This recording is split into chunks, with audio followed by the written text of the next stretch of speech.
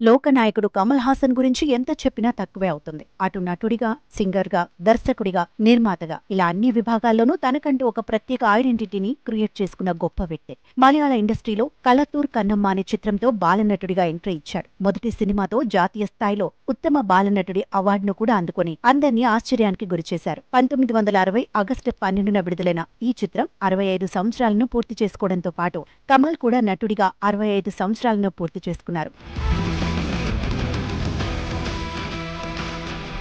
బాలనటుడిగా శివాజీ గణేశన్, ఎన్టీఆర్, జెమినీ గణేశన్ లాంటి అగ్రనటులతో కలిసి పనిచేశారు. యుక్త వయసుకు వచ్చాక సినిమాల్లో డాన్స్ డైరెక్టర్, ఫైటర్గా పనిచేశారు. ఆ తర్వాత భాషా భేదం లేకుండా నటుడిగా వచ్చిన సినిమాలన్నీ చేశారు. 1974లో మలయాళంలో వచ్చిన కన్యాకుమారి కమల్ను హీరోగా నిలబెట్టింది. తెలుగులో అంతులేని కథ, మరో చరిత్ర సినిమాలతో గుర్తింపు లభించింది. అనంతరం స్వాతిముత్యం, సాగర సంగమం, ఇంద్రుడు చంద్రుడు వంటి సినిమాల్లో నటనకు 3 నంది అవార్డులను అందుకున్నారు. హిందీలో కూడా ఏక్ దూజే కే లియే, గిరఫ్తార్, రాజ్ తిలక్ వంటి పలు సినిమాలలో నటించారు. జాతీయ స్థాయిలో 3 సార్లు ఉత్తమ నటుడి అవార్డు అందుకున్నారు. బామనే సత్యభామనే సినిమాలో ఆడవేషంలో కనిపించిన, విచిత్ర సోదరులు సినిమాలో పొట్టివాడిగా నటించిన కమల్ ఆయా పాత్రలో ఒదిగిపోయి అద్భుతమైన నటనను కనబరిచారు. దశావతారం సినిమాలో 10 పాత్రలతో మెప్పించారు. కమర్షియల్ సినిమాల్లోనూ ప్రయోగాలు చేశారు. పూర్తి ప్రయోగాత్మక సినిమాలు చేసి మెప్పించారు. సంగీతం శ్రీనివాసరావు దర్శకత్వంలో వచ్చిన పుష్పక విమానం అలాంటిదే.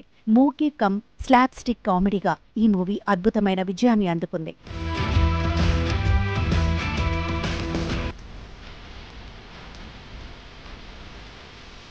మణిరత్నం దర్శకత్వంలో నాయకుడు చిత్రంలో కమల్ నటన మరో వండర్. అన్ని వయసుల పాత్రలను అద్భుతంగా పోషించి నటుడిగా మరో స్థాయికి ఎదిగారు కమల్ హాసన్. ఈ సినిమా టైమ్ మ్యాగజైన్ వారి ఆల్ టైమ్ బెస్ట్ 100 మూవీల్లో ఒకటిగా నిలిచింది. ఇక వరుస ఫ్లాప్లతో కమల్ హాసన్ పనైపోయిందనుకున్న టైంలో విక్రమ్ తో తిరిగి ఫామ్ లోకి వచ్చారు. రీసెంట్ గా కల్కి లాంటి క్రేజీ ప్రాజెక్ట్ లో నెగిటివ్ రోల్లో కనిపించి అందర్నీ మెప్పించారు. ఇక ఇటీవలే విడుదలైన భారతీయుడు 2 సినిమా పరాజయం పాలింది. ప్రస్తుతం మణిరత్నం దర్శకత్వంలో థగ్ లైఫ్ సినిమా చేస్తున్నారు. 37 సంవత్సరాల తర్వాత మణిరత్నం, కమల్ హాసన్ కాంబినేషన్లో సినిమా రావడం గమనార్హం.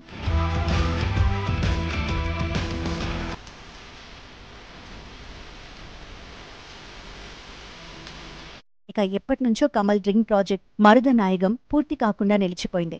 మర్మయోగిగా మరో వైవిధ్యమైన పాత్రలో ప్రేక్షకుల ముందుకు రావాలన్న ప్రయత్నం ఇంకా పూర్తి కావాల్సి ఉంది. నటుడిగా కమల్ హాసన్ మొత్తం 175కు పైగా అవార్డులు పొందారు. అందులో 10ల సంఖ్యలో ఫిలింఫేర్ అవార్డులున్నాయి. ఉత్తమ బాలనటుడిగా 1, ఉత్తమ నటుడిగా 3 జాతీయ అవార్డులు గెలుపొందారు. 1990లో పద్మశ్రీ, 2014లో పద్మభూషణ్ గౌరవాన్ని అందుకున్న కమల్ హాసన్ 69 ఏళ్ల వయసులో వరుస సినిమాలతో బిజీగా ఉన్నారు.